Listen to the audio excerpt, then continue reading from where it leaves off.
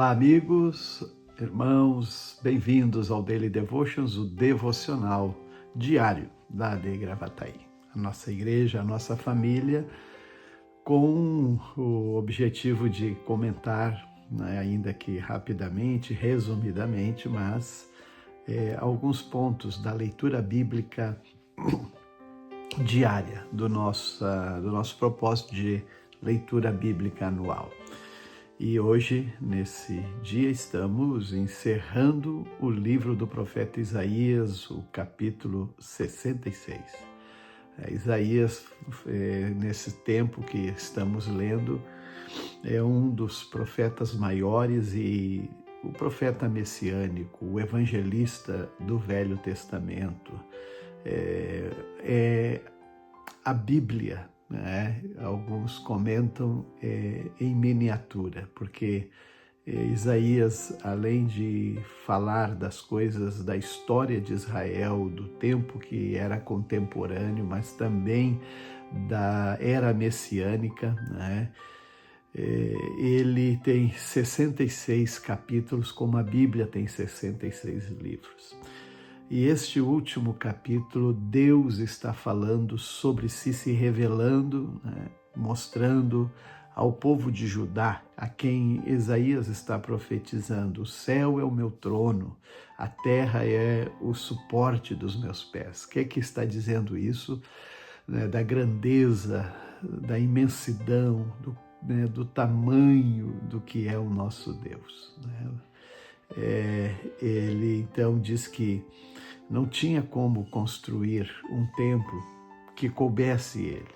Aquilo que ele falou a Davi, Deus falou a Davi, ele está aqui falando ao povo mais uma vez. Ele diz: as minhas mãos criaram os céus e a terra e tudo que há neles. Mas ele diz também que ele abençoará o coração humilde e oprimido e os que tremem diante de minha palavra.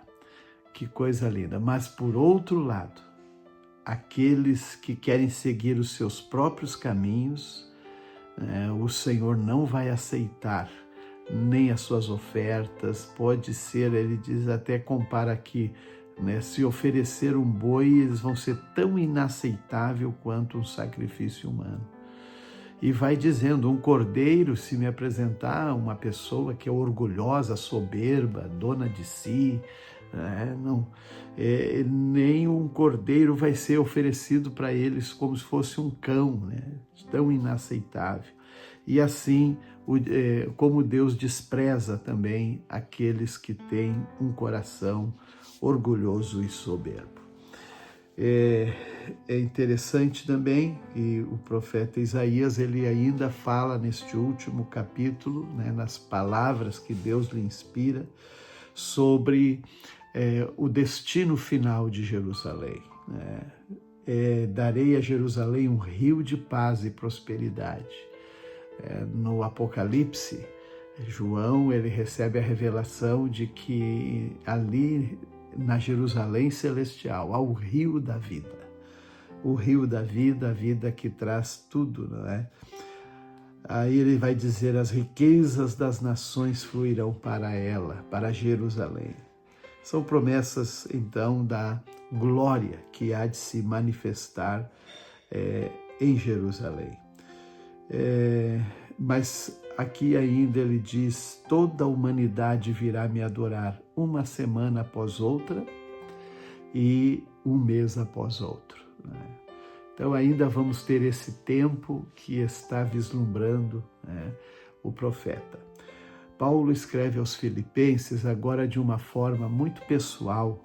Ele trata do seu testemunho de vida, quando ele diz: eu fui circuncidado ao 8º dia, sou israelita de nascimento, da tribo de Benjamim, fui fariseu e também tremendamente obediente à lei judaica e tão zeloso que persegui a igreja, Paulo disse, a igreja do Senhor Jesus, e cumpri a lei com todo rigor. Então ele está falando para uma igreja que que estava sendo assediada também por judeus, assim, fariseus, que queriam, né, transformar aqueles irmãos, na verdade, em prosélitos, né?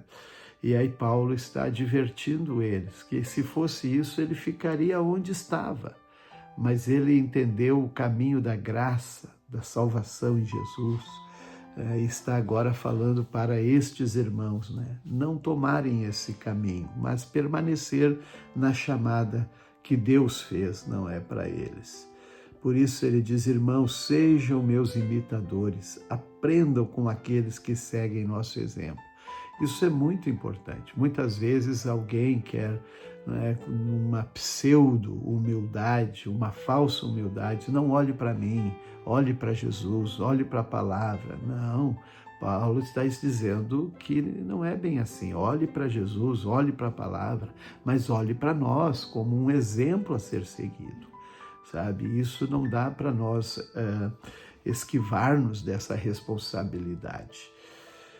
O Salmo 74 ainda é um salmo de Asaf, né, que também, né, ele urge pelo favor de Deus na contramão, né, daqueles que perseguem, são maus, aqueles que são destruidores.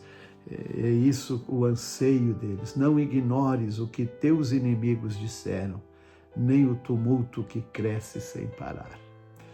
Provérbios 24, versículos 15 e 16. O 16 vai dizer: ainda que o justo tropece 7 vezes, voltará a se levantar, mas uma só calamidade é suficiente para derrubar o perverso. O justo, ele sabe que o final dele está nas mãos de Deus, o Deus que cuida do justo.